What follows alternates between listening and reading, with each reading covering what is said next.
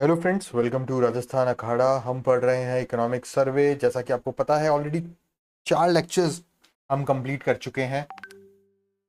ठीक है, और अभी अभी जो नोटिफिकेशन जारी हुआ है आरएस एग्जाम के लिए, प्री एग्जाम के लिए, आरपीएससी की वेबसाइट पर, तो उससे उस नोटिफिकेशन से हमें सीधा सीधा पता चल रहा है कि 2 फैब 2025 को हम प्री एग्जाम दे रहे होंगे। कितना टाइम शेष है?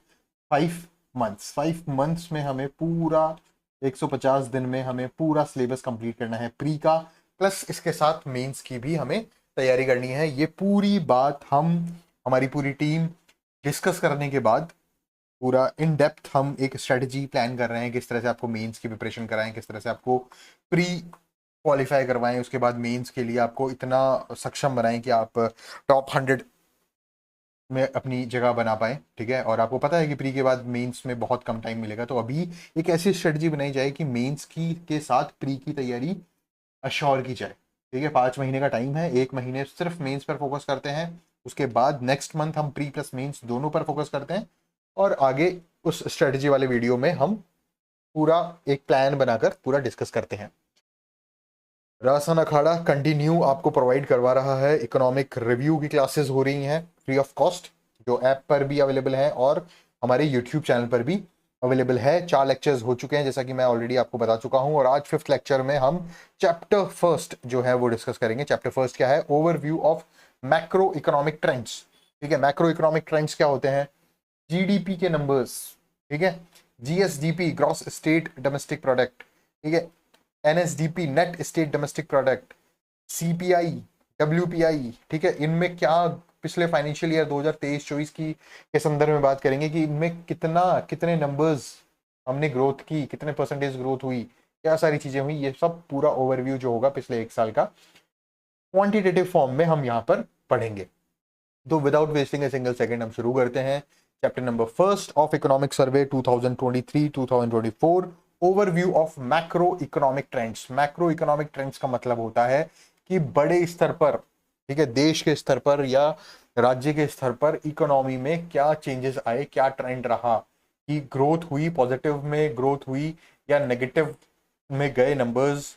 ठीक है, पॉजिटिव हुआ तो कितना हुआ परसेंटेज बेसिस पे, हम पूरी चीज कैलकुलेट करेंगे। सबसे पहले इंपॉर्टेंट है पेज फर्स्ट जो है इकोनॉमिक सर्वे का, फर्स्ट चैप्टर का, उसमें एक टेबल आपको दिख रही होगी। ठीक है, मैं ओरिजिनल इकोनॉमिक सर्वे से डायरेक्ट ये टेबल्स आपको दिखा रहा हूँ, ताकि मतलब अगर एग्जामिनर भी पेपर बनाएगा तो ओरिजिनल कॉपी ही उठाएगा क्वेश्चंस बनाने के लिए। तो मैं डायरेक्ट ओरिजिनल से आपको पढ़ा रहा हूँ, कोई नोट्स नहीं, कुछ नहीं, डायरेक्ट ओरिजिनल इकोनॉमिक सर्वे आपके सामने आपको दिख रहा है।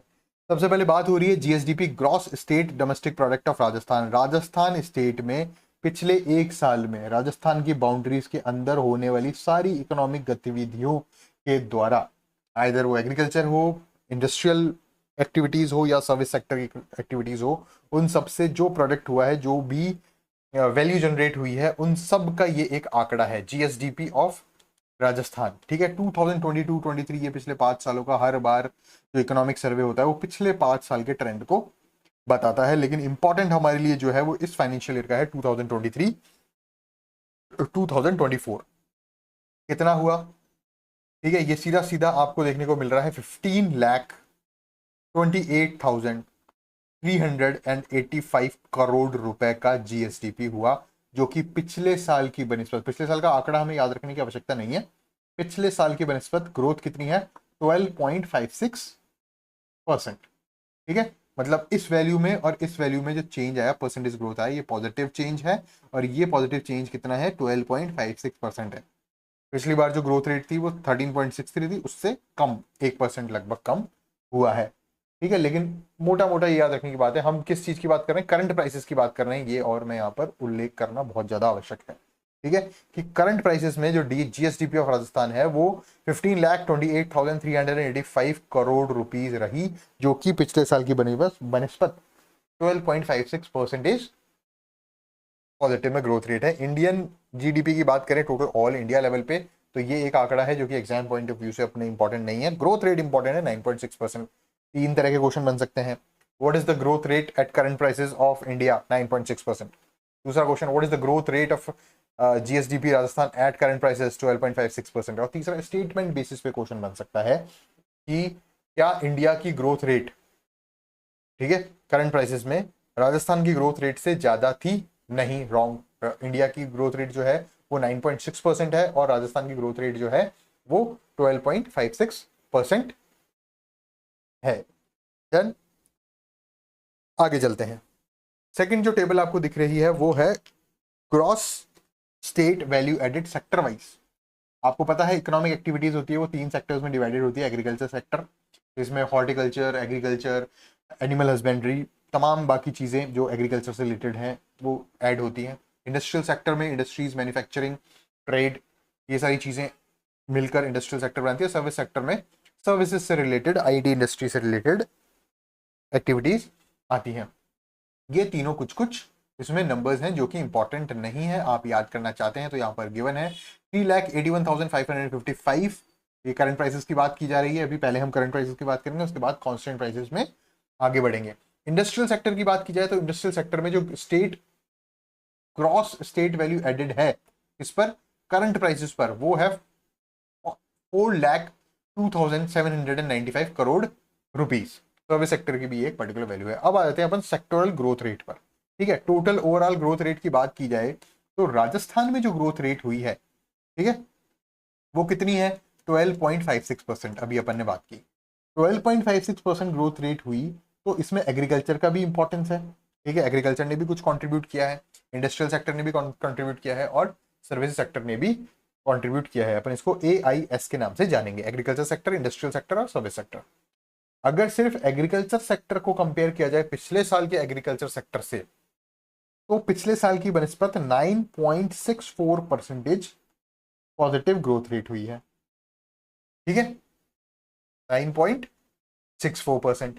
अगर सिर्फ इंडस्ट्रियल सेक्टर की बात की जाए तो इंडस्ट्रियल सेक्टर में कितनी ग्रोथ रेट हुई है? 15.06%, ये भी पॉजिटिव में हुआ, ठीक है। और सर्विस सेक्टर की बात की जाए तो सर्विस सेक्टर में ग्रोथ रेट है 11.26%। मतलब अगर एग्रीकल्चर में पिछले फाइनेंशियल ईयर में 100 रुपीज का टोटल प्रोडक्शन हुआ, तो इस साल मतलब 2023-2024 में एग्रीकल्चर सेक्टर में 109.64 रुपीज का प्रोडक्शन हुआ, ठीक है। 9 रुपए हर 100 रुपए पे बढ़ गए। ऐसा ही यहां हुआ। अगर इंडस्ट्रियल सेक्टर में पिछले फाइनेंशियल ईयर जिससे हम कंपेयर कर रहे हैं, ठीक है, उसमें अगर 100 रुपए था तो वो 115.06 रुपीज हो गया।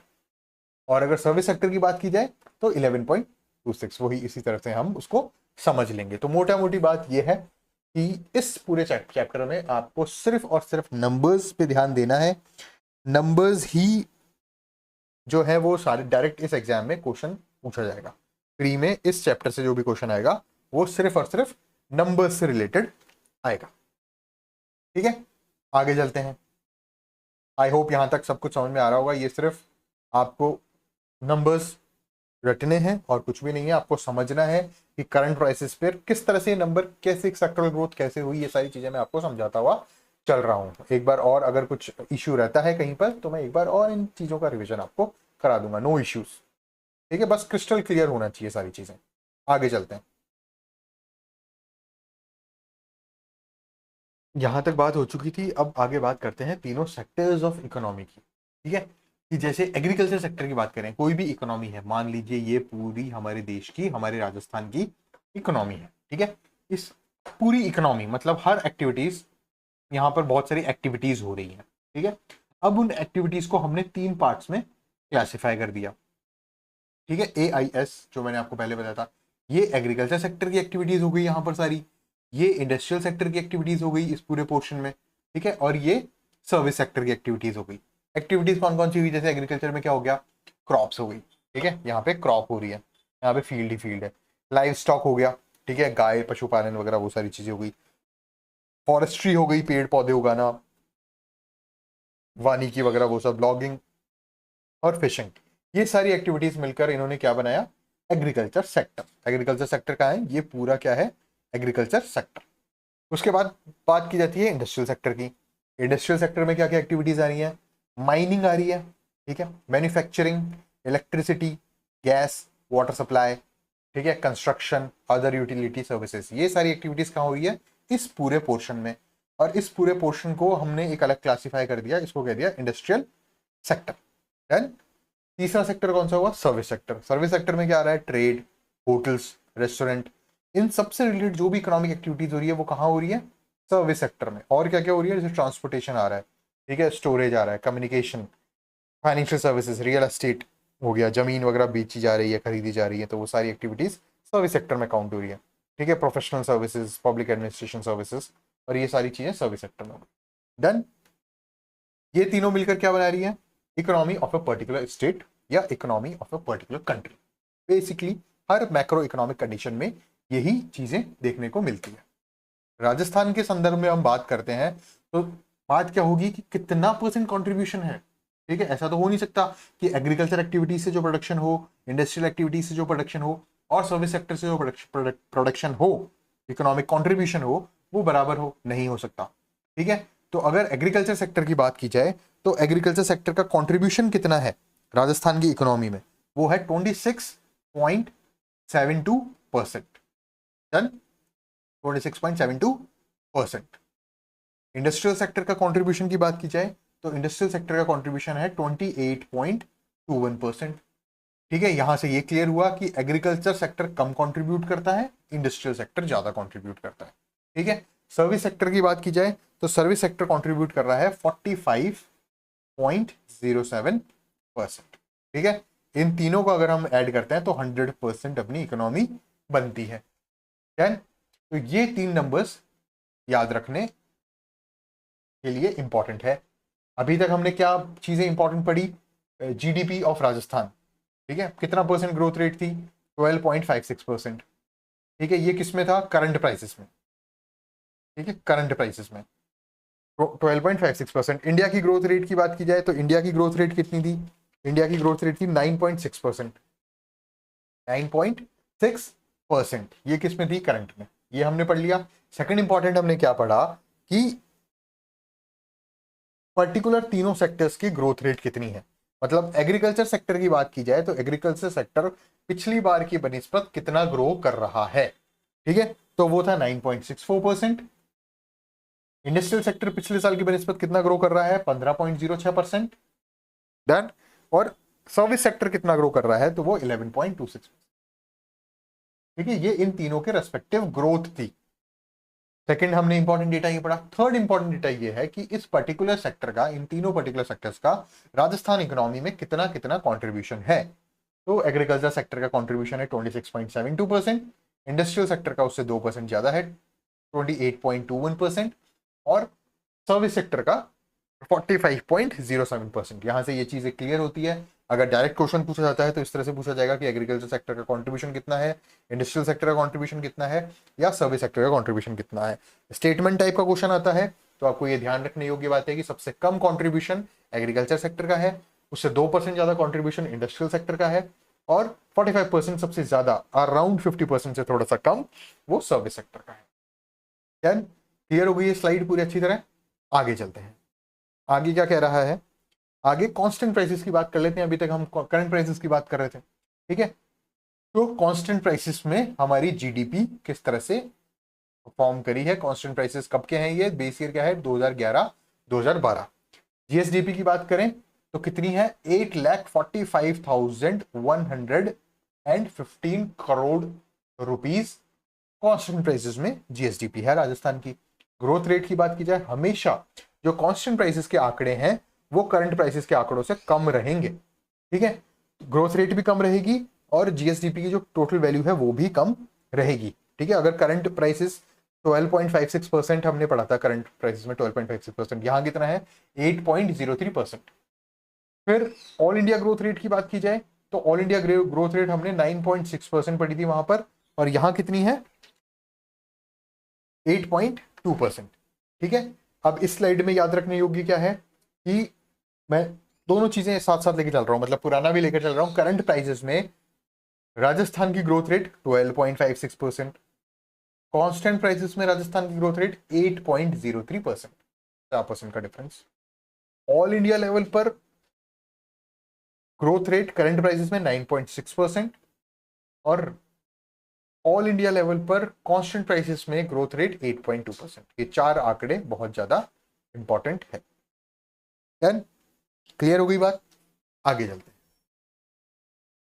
कंट्रीब्यूशन ऑफ एग्रीकल्चर सेक्टर, वही बात अभी तक जो हमने कंट्रीब्यूशन पढ़ा था वो करंट प्राइसेस में पढ़ा था। अब जो हम कंट्रीब्यूशन पढ़ रहे हैं वो किस में पढ़ रहे हैं, कांस्टेंट प्राइसेस में पढ़ रहे हैं।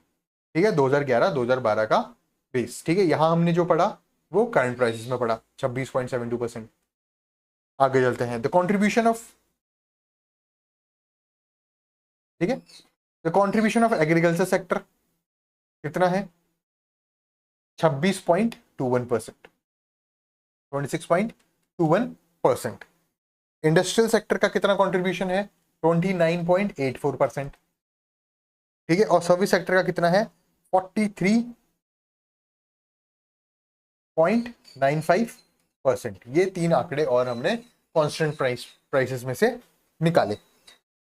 डन हो गई बात, चीजें क्लियर हो रही हैं धीरे धीरे। जैसे जैसे हम आगे बढ़ेंगे आपको और चीजें क्लियर होती रहेंगी। यहां पर इस लेक्चर में सिर्फ आपको क्या करना है, इस चैप्टर में सिर्फ आपको जो भी चीजें हैं उनको याद रखना है, नंबर्स को याद रखना है। आगे चलते हैं। Net state domestic product. Net state domestic product क्या होता है, ग्रॉस स्टेट डोमेस्टिक प्रोडक्ट में से जब हम डेप्रिसिएशन माइनस कर देते हैं तो एनएसडीपी आता है, और यही रियल ग्रोथ बताता है। ठीक है, अब यहां भी हमने किस चीज में बात की, करंट प्राइसेस में और कांस्टेंट प्राइसेस में, दो चीजों में बात करेंगे हम। करंट प्राइसेस में ग्रोथ रेट कितनी है, 12.70%, और कांस्टेंट प्राइसेस में ग्रोथ रेट कितनी है, 8.10%। ठीक है, बात समझ आई। अब एक बार वापस मैं आपको पूरी चीजें बताता हूं। एक बार यहां एक टेबल बना लेते हैं अपन, इस टेबल में सारी चीजें आपको क्रिस्टल क्लियर हो जाएगी। ठीक है, डन। सबसे पहले बात करेंगे अपन जीएसडीपी, कितना परसेंट ग्रोथ रेट है, यहां आ गया करंट, यहां आ गया constant. Done. GSDP current prices में कितना हुआ, 12.56%। जीएसडीपी कांस्टेंट प्राइसेस में कितना हुआ, 4% का डिफरेंस आ गया था, जैसा कि मैंने आपको बताया, 8.03%। डन, ये चीज आप याद कर लीजिए। पहली चीज तो जीएसडीपी 12.56% और कांस्टेंट प्राइसेस में जीएसडीपी 8.03%। डन। अब आ जाते हैं इंडिया की जीडीपी। ठीक है, तो इंडिया की जीडीपी करंट प्राइसेस में 9.6% थी और कांस्टेंट प्राइसेस में 8.2%। डन। अब आते हैं NSDP, net state domestic product. Net state domestic product की बात की जाए तो ये कितना है, ठीक है, करंट प्राइसेस में कितना है, 12.70% की ग्रोथ रेट हुई, और कांस्टेंट प्राइसेस में कितनी ग्रोथ रेट हुई, 8.10%। डन। ये तीनों चीजें आपको याद रखनी है। इन 6 पॉइंट्स में से निश्चित तौर पर एक क्वेश्चन आपको प्री में देखने को मिल रहा है। डन। और इसको अपन बार बार रिवीजन करेंगे तो ये चीजें आपको क्लियर हो जाएगी। नोट्स में मैं अच्छी तरह इसको आपको समझा दूंगा, यही टेबल बना के। ठीक है, यहां तक बात क्लियर है।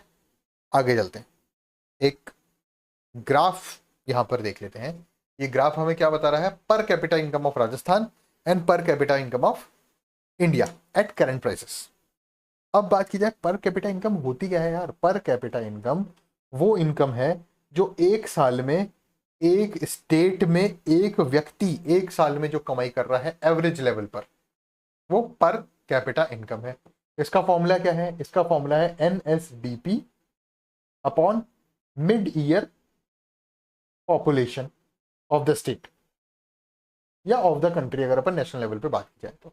ठीक है, तो पर कैपिटा इनकम का मेन जो आंकड़ा आ रहा है वो एनएसडीपी पर ही निकलती है, वो जीएसडीपी पर नहीं निकलती। ये आप एक तो ये फॉर्मूला याद कर लीजिए कि पर कैपिटा इनकम का फॉर्मूला क्या है। ठीक है, अब पर कैपिटा इनकम हम किस पे बात कर रहे हैं, करंट प्राइसेस पर कैपिटा इनकम करंट प्राइसेस में कितनी रही। राजस्थान लेवल पर भी बात करेंगे और इंडिया लेवल पर भी बात करेंगे। आपको पता है करंट प्राइस में हमेशा वैल्यू कांस्टेंट प्राइसेस ज्यादा रहेंगे। ठीक है, यहां एनएसडीपी एक करंट की ले लेंगे तो करंट प्राइसेस की पीसीआई हो जाएगी, पर कैपिटा इनकम हो जाएगी, और अगर एनएसडीपी अपन ने कांस्टेंट प्राइसेस की ले ली तो पर कैपिटा इनकम कांस्टेंट प्राइसेस की हो जाएगी। सबसे पहले यहां हम इस चार्ट में बात करेंगे करंट प्राइसेस की, पर capita income of Rajasthan and पर कैपिटा इनकम ऑफ इंडिया। यहाँ राजस्थान मेंशन्ड है। ये जो चार्ट है ये मैंने पूरा पूरा चार्ट और टेबल जो है वो इकोनॉमिक सर्वे ऑफिशियल जो है उससे सीधा सीधा आपको मैं शो कर रहा हूँ। 1,67,964 रुपीज, 1,67,964 रुपीज जो है वो पर कैपिटा इनकम ऑफ राजस्थान है एट करंट प्राइसेस। ठीक है, जो कि शो हो रही है कुछ यहां पर। ठीक है, ये रहा इंडिया। अब आपको इस बार ग्राफ से ही दिख रहा है कि यहाँ ये तो है राजस्थान की पर कैपिटा इनकम और ये है इंडिया की पर कैपिटा इनकम। अगर स्टेटमेंट बेसिस पर क्वेश्चन आए तो इंडिया की पर कैपिटा इनकम जो है वो ज्यादा है। इंडिया की पर कैपिटा इनकम जो है वो ज्यादा है। किससे ज्यादा है? राजस्थान से।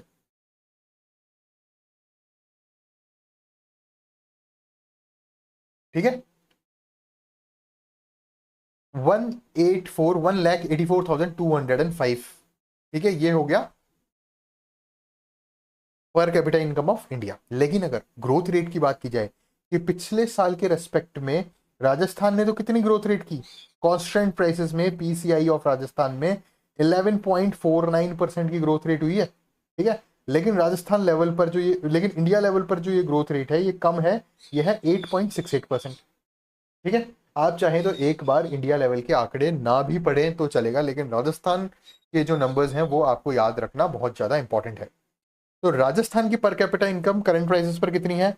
1,67,964 रुपीज, 1,67,964 रुपीज। और इसकी ग्रोथ रेट जो है वो है 11.49%, 11.5% के लगभग। ठीक है, ये बात समझ में आ रही है? आगे चलते हैं। करंट प्राइसेस की हमने बात कर ली, अब कांस्टेंट प्राइसेस की बात करेंगे।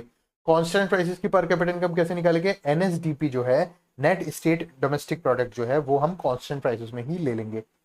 Net state domestic product at constant prices upon mid year population of the state is equals to per capita income of Rajasthan या इंडिया एट कांस्टेंट प्राइसेस, जो ऑब्वियसली हमेशा कम रहेगी करंट प्राइसेस से 2011-12 के बेस ईयर से। ठीक है, पर capita income of Rajasthan and पर capita income of all India at constant prices कितनी है राजस्थान की? 90,831 रुपीज। ठीक है, ग्रोथ रेट कितनी हुई? 6.94%। वहां ग्रोथ रेट कितनी थी? 11.5%। ठीक है, 11.49%। यहां ग्रोथ रेट कितनी है? 6.94%। और वहां टोटल कितना था? ठीक है, मैं इसको एक टेबल से ही आपको सीधा सीधा समझा देते हैं। ठीक है, टेबल ही बना देता हूं मैं एक तरीके से। टेबल में क्या होगा आपको इजीली समझ में आ जाएगा कि कैसे कंपैरिजन हो जाएगा पूरा, कि पिछली बार तो कितना था पर कैपिटा इनकम और इस बार कितना है और कितनी ग्रोथ रेट है। ठीक है, तो अगर पहले कौन करंट प्राइसेस की बात करते हैं। ठीक है, तो करंट प्राइसेस में राजस्थान की जो पर कैपिटा इनकम थी वो थी 1,67,964, जैसा कि मैंने आपको लास्ट स्लाइड में बताया, रुपीस। ठीक है, इसकी ग्रोथ रेट कितनी थी? 11.49%। डन, ये हो गई एक बात, ये आपने याद कर लिया ऑलरेडी। 1,67,964 रुपीज जो है वो पर कैपिटा इनकम ऑफ राजस्थान है, जो कि पिछले साल की बनिस्बत इस साल 11.49% की ग्रोथ उसने देखी है, उससे वो ज्यादा थी पिछले साल के बनिस्बत। ये करंट प्राइसेस की बात थी। कांस्टेंट प्राइसेस की बात करें तो ऑब्वियसली इससे तो कम होगा आंकड़ा, वो कम आंकड़ा है 90,831 रुपीज। ठीक है, परसेंटेज की बात करें तो ग्रोथ रेट ऑफ राजस्थान की परसेंटेज है 6.94%। देन ये चार आंकड़े आपको पर कैपिटा इनकम के याद रखने हैं। अगर आप इंडिया के भी याद रख पाए तो वेल एंड गुड, और अगर नहीं याद रख पा रहे हैं इंडिया के तो कोई बात नहीं, एक बार के लिए आप ये तो याद कीजिए पहले राजस्थान की। अगर टाइम आपके पास मिलता है तो आप इंडिया के भी याद कर लीजिएगा, लेकिन राजस्थान के जो नंबर्स हैं वो बहुत ज्यादा इंपॉर्टेंट है, क्योंकि हम स्टेट गवर्नमेंट का पीसीएस दे रहे हैं, स्टेट पीसीएस दे रहे हैं। ठीक है, ऑब्वियस सी बात है। समझ में आ गई बात? क्लियर है बिल्कुल? बात करते हैं होलसेल प्राइस इंडेक्स की। होलसेल प्राइस इंडेक्स क्या होता है? ये एक प्राइस इंडेक्स है। ठीक है, ये इसका कोई यूनिट नहीं है, ये सिर्फ एक इंडेक्स है और ये कैप्चर क्या करता है? Price movements. कि कॉम्प्रिहेंसिव वे में बहुत सारे अलग अलग कैटेगरीज बना रखी हैं, उन कैटेगरीज में अलग अलग आर्टिकल्स हैं, ठीक है, कमोडिटीज हैं, उनकी प्राइस पॉजिटिव गई है या नेगेटिव गई है, ग्रोथ हुई है, उसका एक इंडिकेटर है ये, सीधा सीधा, ठीक है। देन तो इसका बेस ईयर कितना है, हम किसके रेस्पेक्ट में ये इंडिकेटर निकालते हैं, तो इस होलसेल प्राइस इंडेक्स का जो बेस ईयर है वो है 99 2000, उसको अपन 100 रखते हैं, ठीक है। और अगर मतलब ये सीधी सीधी बात हुई कि 1999 2000 में अगर कोई वस्तु 100 रुपए की थी होलसेल प्राइस इंडेक्स में, तो वो अब इस साल कितने की है। Then wholesale price index serves as an important determinant in formulation of trade, fiscal, monetary and other economic policies of the government, ठीक है। क्या होता है कि ये कंज्यूमर्स हैं, मान लीजिए ये कंज्यूमर्स हैं यहाँ पर, ठीक है, और ये यहाँ पर फैक्ट्रीज है, ये धुआं निकल रहा है फैक्ट्रीज में से, मेरी ड्राइंग माशाल्लाह है तो इससे ही आप काम चलाइए, और यहाँ से कोई भी कमोडिटी आ रही है, ठीक है। इंडस्ट्रीज को इंडस्ट्री लेवल पर उसका प्राइस किस तरह वेरी करेगा वो हमें बताएगा WPI, होलसेल प्राइस इंडेक्स, ठीक है, विद बेस ईयर 99 से 2000, ठीक है। और कंज्यूमर लेवल पर जो प्राइस वेरिएशन होगा वो हमें बताएगा CPI, कंज्यूमर प्राइस इंडेक्स। ये भी अलग अलग 4 प्रकार का होता है, वो क्या होगा वो हम CPI में ही डिस्कस करेंगे, इंडस्ट्रियल वर्कर्स का, एग्रीकल्चर लेबरर्स का, कंबाइंड रूरल अर्बन, ये सारी चीजें होती है, ठीक है। WPI हमें क्या बताता है कि इंडस्ट्रियल लेवल पर जो सामान आया, ठीक है, जो वस्तुएं आई, वो उनमें उनकी रेट्स में कितना परिवर्तन आया, ठीक है, वो हमें बताया WPI। और कंज्यूमर लेवल पर जब वो प्राइसेस पहुंचती है यहाँ से प्रोसेस्ड होने के बाद, तब उनके प्राइस में क्या पॉजिटिव चेंज या नेगेटिव चेंज आया वो हमें बताता है CPI। अभी हम बात कर रहे हैं WPI की। WPI जो इंपॉर्टेंस इसलिए रखता है क्योंकि ये trade policy, fiscal policy, monetary policy और अदर इकोनॉमिक पॉलिसीज जो है किसी भी गवर्नमेंट की, उसको फॉर्मुलेट करने में काम में आता है, ठीक है। प्राइमरी आर्टिकल्स जो होते हैं, एग्रीकल्चर कमोडिटीज होती है, रॉ मटेरियल होता है, उसका ये एक इंडिकेटर होता है। फिर बात की जाए CPI किस काम आता है, तो आपका जो भी सैलरी गवर्नमेंट एम्प्लॉयज उठाते हैं या कोई भी एम्प्लॉयज उठाते हैं, उनका DA बढ़ता है, ठीक है, डियरनेस अलाउंस बढ़ता है, 4% 3% बढ़ गया, ठीक है, जुलाई में बढ़ गया, अक्टूबर में बढ़ गया। ये जो अब ये 4% बढ़ाना है या 3% बढ़ाना है या 2% ही बढ़ाना है, ये जो DA का रेट फाइनलाइज्ड होती है ये CPI से होती है। आगे हम CPI में डेप्थ में पढ़ेंगे, अभी हम फोकस करते हैं WPI पे, और WPI के नंबर सबसे ज्यादा इंपॉर्टेंट है। पहला इंपॉर्टेंट तो चीज है बेस ईयर 1999 से 2000। सीधा सीधा क्वेश्चन पूछा जा सकता है कि राजस्थान में WPI के लिए बेस ईयर कितना है, क्या है, 99 से 2000 है, याद रखिएगा, ठीक है। Government, Rajasthan government monthly basis पर WPI बताती है, और वो प्राइमरी आर्टिकल्स के लिए, मैन्युफैक्चर्ड प्रोडक्ट्स के लिए और फ्यूल एंड पावर ग्रुप के लिए 3 कैटेगरीज में उसको बांट रखा है। टोटल 154 कमोडिटीज इसमें है, जिसमें से 75 कमोडिटीज जो है वो प्राइमरी आर्टिकल्स ग्रुप में है, 69 कमोडिटीज जो है वो मैन्युफैक्चर्ड ग्रुप में है, और 10 कमोडिटीज जो है वो किस में है, फ्यूल एंड पावर ग्रुप में। ये हमें डिटेल में नहीं जाना है, हमें सिर्फ इतना पता करना है कि 99 से 2000 बेस ईयर है, मंथली बेसिस पे निकलती है, टोटल 154 कमोडिटीज है, ठीक है। और अब इसका होलसेल प्राइस इंडेक्स कितना है, देखिए यहां थोड़ा ऑफिशियल डेटा में ही डिस्क्रिपेंसी है, और वो सिर्फ इसलिए है कि जो पहला जो की इंडिकेटर्स की हमने टेबल देखी थी उसमें नेगेटिव में ग्रोथ रेट बताई गई थी, वो एक एडवांस एस्टिमेट था, ठीक है। अब जो ये वैल्यू है हमें ये याद रखनी है, ठीक है। पिछले साल क्या था, 385.83, कोई इसकी यूनिट नहीं होगी, ठीक है, ये एक इंडेक्स है। 385.83 था WPI। इस बार कितना है, इस बार है 387.90, परसेंटेज चेंज कितना हुआ है, 0.54%। हमें दो आंकड़े याद करने हैं WPI के लिए, 387.90 और 0.54%। ये दोनों चीजें इंपॉर्टेंट है WPI के परिप्रेक्ष्य में, ठीक है। ये जो चीजें आपकी यहां लिखी हुई है ये इंपॉर्टेंट है, बेस ईयर 99 से 2000, प्री में सीधा सीधा क्वेश्चन आ सकता है, ठीक है। WPI में राजस्थान सरकार कितनी कमोडिटीज को इन्वॉल्व करती है, 154। पिछले साल का WPI कितना था, लेस इंपॉर्टेंट क्वेश्चन है बट स्टिल इंपॉर्टेंट है, 385.83। इस साल WPI कितना है, 387.90। WPI का percentage change, positive percentage change कितना है? 0.54%। पहले जो नेगेटिव चेंज दिखाया हुआ था कि इंडिकेटर्स में, वो सिर्फ एक एडवांस एस्टिमेट था, ठीक है। वहां वो पड़ा, अगर ये पूछा था एडवांस एस्टिमेट के हिसाब से कितना है, तो जो की इंडिकेटर्स वाली जो टेबल मैंने आपको बताई थी, ठीक है, 10 आंकड़े बताए थे इंपॉर्टेंट, उसमें एडवांस एस्टिमेट का दिया हुआ है, और यहां पर अभी का दिया है 0.54% की ग्रोथ रेट। यहां परसेंटेज आएगा क्योंकि ये इसका परसेंटेज निकल रही है, लेकिन यहां कोई इसकी यूनिट नहीं आएगी, ठीक है। आगे चलते हैं। आगे हम देखते हैं कि कंज्यूमर प्राइस इंडेक्स, ठीक है। कंज्यूमर प्राइस इंडेक्स क्या होता है? मैंने आपको पहले ही बताया था WPI के टाइम पर ही कि जो कंज्यूमर्स में डायरेक्ट जो प्राइसेस वो पे कर रहे हैं किसी भी कम्युनिटी की, किसी भी सर्विस की, जो प्राइसेस इनको पे करनी पड़ रही है, जो रिटेल प्राइसेस हैं, वो क्या कहलाती, उसका डिटर्मिनेंट, उसका मेजर है क्या है? Consumer price index. Consumer price index is design to measure the changes over time in average general level of retail prices of selected goods and services. अब इस रिटेल प्राइसेस में भी कुछ सेलेक्टेड गुड्स एंड सर्विसेज को ही क्या हुआ है, सबको तो कर नहीं सकते क्योंकि बहुत ज्यादा हो जाएगा, ठीक है। Purchase by the house hold for the purpose of consumption, मतलब वहां WPI में क्या होता था, जो इंडस्ट्रीज वगैरह या मैन्युफैक्चरिंग प्लांट्स जो थे वो यूज कर रहे थे, उनका वो एक इंडेक्स था। लेकिन यहाँ पर डायरेक्ट कंजम्पशन, जो कंज्यूमर यूज कर रहे हैं रिटेल प्राइसेस, उसका ये एक मेजरमेंट है, और इससे ही आम जनता को डायरेक्ट फर्क पड़ता है। इसी को हम कहते हैं महंगाई होगी भैया, ठीक है, बेसिकली। तो such changes affect the real purchasing power of consumers income and their welfare।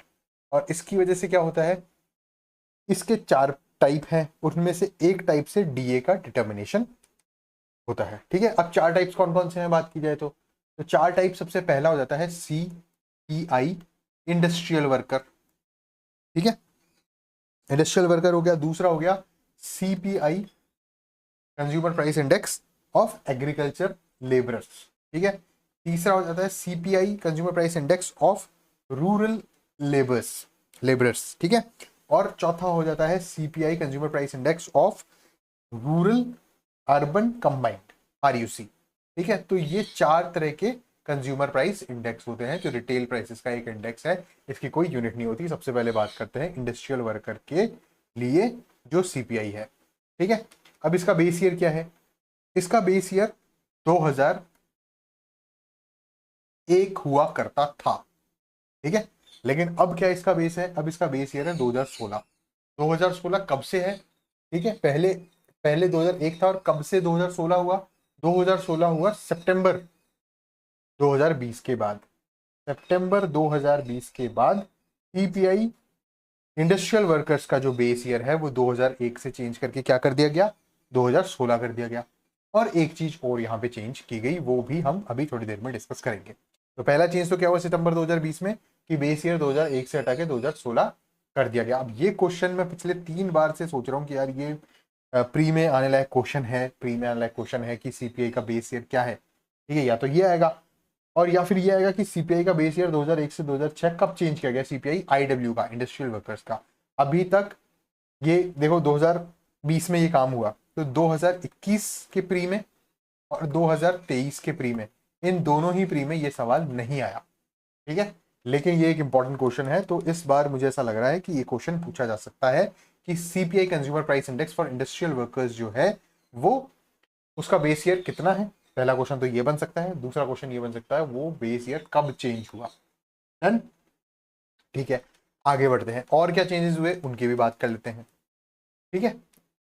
The consumer price index for industrial workers base year 2016 को 100 माना गया, ठीक है।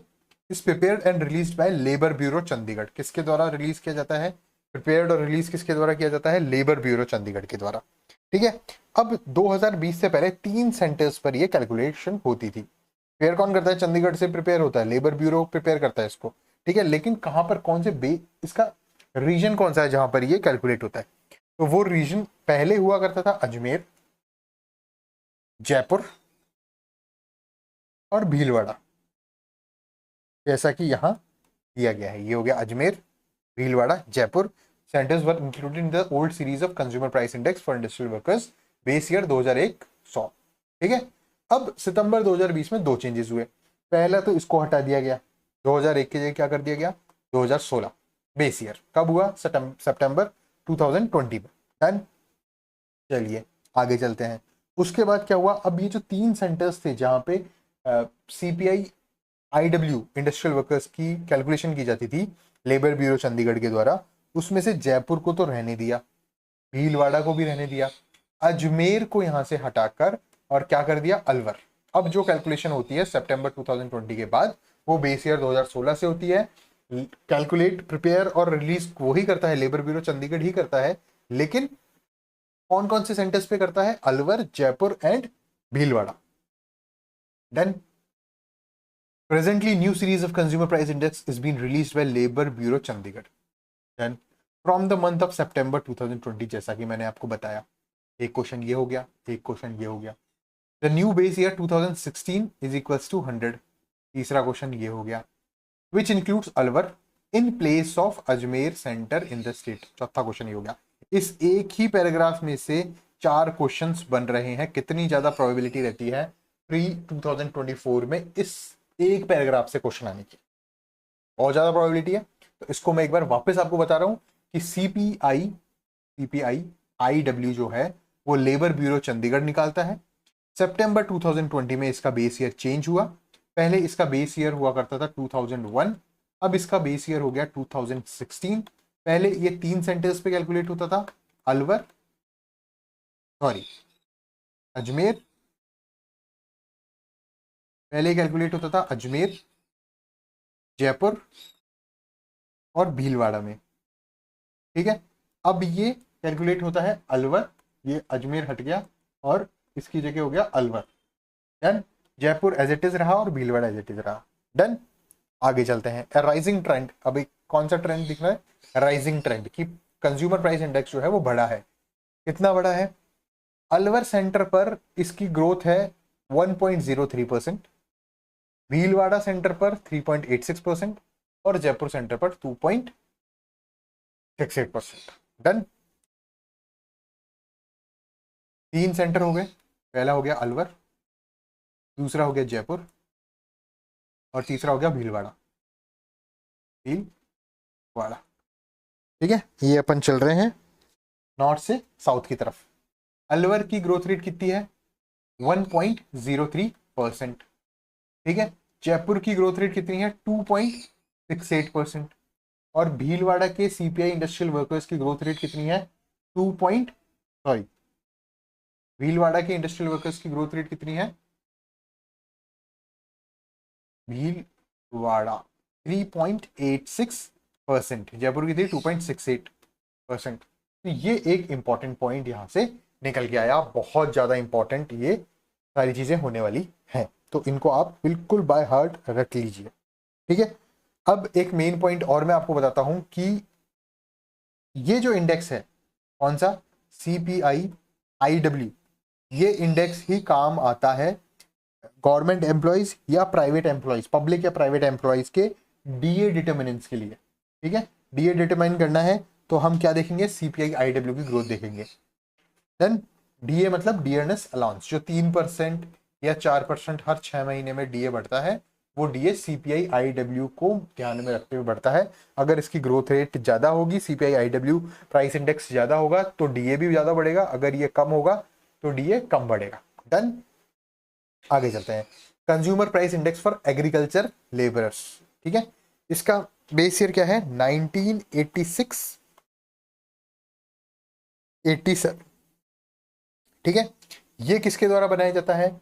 ये भी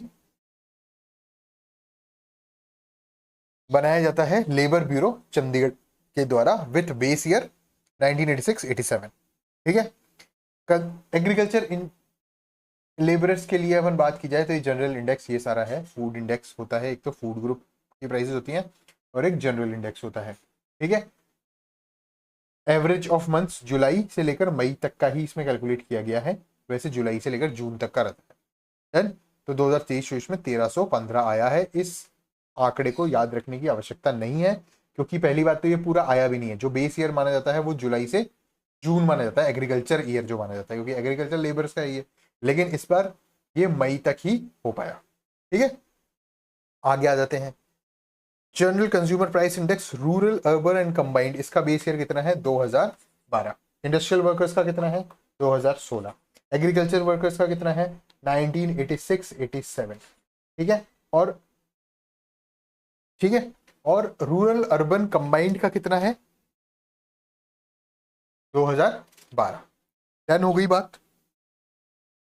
ठीक है, तो इस तरह से हमने ये कंप्लीट किया है और ये फर्स्ट चैप्टर यहां पर एक तरह से कंप्लीट हो चुका है।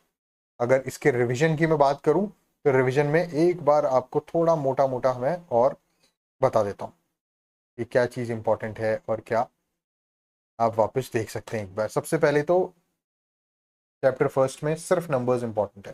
ठीक है, इधर जीडीपी ऑफ राजस्थान कितना है 1 लाख।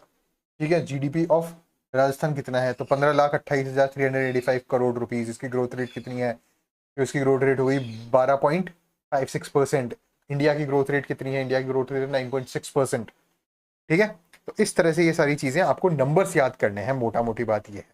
ठीक है, अब ये ग्रॉस वैल्यू एडेड के 3 नंबर्स हो गए। ठीक है, तीनों सेक्टर्स की growth rate, sectoral growth rate की बात हमने की यहाँ पे। सेक्टोरल ग्रोथ रेट में एग्रीकल्चर कितनी है 9.64%। ठीक है, इंडस्ट्री कितनी है 15.06% और सर्विस सेक्टर कितनी है 11.26%। ठीक है, इस लेक्चर को आप 2 बार 3 बार देख सकते हैं ताकि आपके ये नंबर्स है ना ये धीरे धीरे याद हो जाएंगे और आप मेन ओरिजिनल कॉपी खरीदिए और उसको ये जो नंबर्स मैं आपको बता रहा हूँ वो हाईलाइट कर लीजिए। ठीक है, सेक्टरल कंट्रीब्यूशन की बात करें तो एग्रीकल्चर में कितना था 26.72%, इंडस्ट्री में 28.21%, सर्विसेज में 45.07%। ये है करंट प्राइसेस का। ठीक है, करंट प्राइसेस। अब कांस्टेंट प्राइसेस की बात की जाए तो कांस्टेंट प्राइसेस में ये सेक्टोरल कंट्रीब्यूशन जो है वो अलग हो जाता है। ठीक है, एग्रीकल्चर सेक्टर का कितना होता है 26.21%। ठीक है, कांस्टेंट प्राइसेस की ग्रोथ रेट की बात की जाए, करंट प्राइसेस की ग्रोथ रेट की बात मैंने आपको बताई थी अभी लास्ट स्लाइड में, मैंने बताई 12.56%। ठीक है, कांस्टेंट प्राइसेस में 8.03%। ग्रोथ रेट इंडिया की थी 9.6% और इंडिया की करंट प्राइसेस में 9.6% और कांस्टेंट प्राइसेस में 8.2% हो गई। डन। कांस्टेंट प्राइसेस की बात की जा रही है 29.84%, 43.95%। एक करंट प्राइसेस का सेक्टरल कंट्रीब्यूशन था और ये कांस्टेंट प्राइसेस का सेक्टरल कंट्रीब्यूशन है। उसके बाद आता है एनएसडीपी। ठीक है, नेट स्टेट डोमेस्टिक प्रोडक्ट, ये डेप्रिसिएशन माइनस करके होता है। ये टेबल मैंने एक बना दी। जीएसडीपी 12.56% जो है वो करंट प्राइसेस की ग्रोथ रेट है, कांस्टेंट प्राइसेस में 8.03% हुआ। इंडिया की जो ग्रोथ रेट है वो 9.6% है करंट प्राइसेस में और कांस्टेंट प्राइसेस में 8.2%। ठीक है, इसी तरह से सारी हो गई। अगर पर कैपिटा इनकम की बात की जाए तो पर कैपिटा इनकम बहुत ज़्यादा इंपॉर्टेंट है। ठीक है, पर कैपिटा इनकम कितनी हुई करंट प्राइसेस की बात की जाए तो करंट प्राइस में 1,67,964 rupees, 1,67,964 rupees per capita income है करंट प्राइसेस में, जिसकी ग्रोथ रेट पिछले साल के बनस्पत 11.49% ज्यादा है।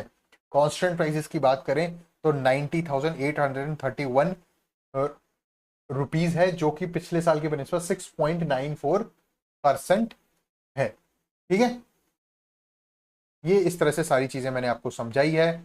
उसके बाद क्या आता है, उसके बाद होलसेल प्राइस इंडेक्स आ गया। इसका बेस रेट कितना है 99 से लेकर 200 और होलसेल प्राइस इंडेक्स की वैल्यू कितनी है 387.90। ग्रोथ रेट कितनी है 0.54%। ठीक है, फिर सीपीआई आ गया। सीपीआई 4 तरह का मैंने आपको बताया। कंज्यूमर प्राइस इंडेक्स कौन कौन सा, industrial workers, agriculture workers, rural labourers और रूरल अर्बन कंबाइंड। ठीक है, बेस ईयर क्या है सीपीआई आईडब्ल्यू का 2016। पहले क्या था 2001। कब चेंज हुआ सितंबर 2020 में। कौन कौन से कौन कैलकुलेट करता है, रिलीज प्रिपेयर कौन करता है, लेबर ब्यूरो चंडीगढ़ प्रिपेयर करता है। ठीक है, और चेंज कब हुआ सितंबर 2020 में हुआ। सेंटर्स कौन कौन से हैं इसके, सेंटर्स है अलवर, अलवर, जयपुर, भीलवाड़ा। पहले कौन कौन से होते थे अजमेर, जयपुर, भीलवाड़ा। तो ये पूरा जो भी चीजें हैं और सीपीआई आईडब्ल्यू जो है वो डीए डिटर्मिनेशन के लिए काम में लिया जाता है। ठीक है, इसके अलावा एग्रीकल्चर लेबरर्स का अगर बेस ईयर निकालें तो एग्रीकल्चर लेबरर्स का बेस ईयर था 1986 से 87। कंबाइंड का बेस ईयर कितना है 2012। देन तो आई होप ये पूरा लेक्चर आपको अच्छे से, मैंने 2 बार 3 बार तो मैंने ही रिविजन करा दिया आपका, तो ये आप रख लीजिए। ठीक है, नेक्स्ट लेक्चर में हम पूरा एग्रीकल्चर देखेंगे राजस्थान का, कि लास्ट फाइनेंशियल ईयर में एग्रीकल्चर में क्या क्या योजनाएं आई हैं, कितना टोटल प्रोडक्शन हुआ है, 245 लाख टन का प्रोडक्शन हुआ, जो पिछली बार से कितना कम है।